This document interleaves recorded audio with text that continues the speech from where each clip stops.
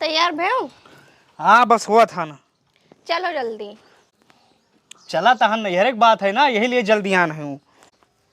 और सुन लो, अब की हम चांदी के राखी बांधा, हमार बड़ी दीदी हमेशा चांदी के राखी बांधा थे।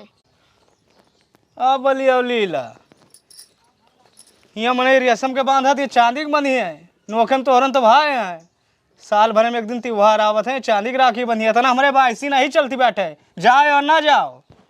हाँ तो हम यस राखी ना बांधा, अब की हम बांधा तो चांदी के हाँ तो राखी ना बांधो, जाओ रहा दियो, जा बैठो। जब हुए फलाने की चांदी की राखी तो ले चलिए, तो हम बंधवा के लेके आई है।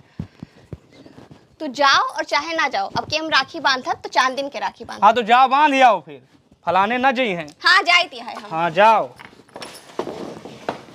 साल में एक दिन त्योहार आ, रक्षाबंधन का ये तो कर कसा लगाए दे, वो हमन के उरत भी आई। चांदी की राखी में बंधी है, नहीं मखा हैं इनके भैया। तो तू ना जाबो आए, हम अकेले जाई। हाँ जाओ।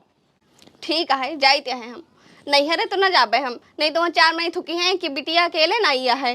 टोला मोहल्ला में बेइज्जती ना कराऊ हम, जाते कहूँ चली जाबे, दुनिया बहुत बढ़िया है। और सुन लो, हमरे पीछे ना आयो। साल भर में एक ठो राखी आओ तो वह में नौटंकी दिखाए हैं।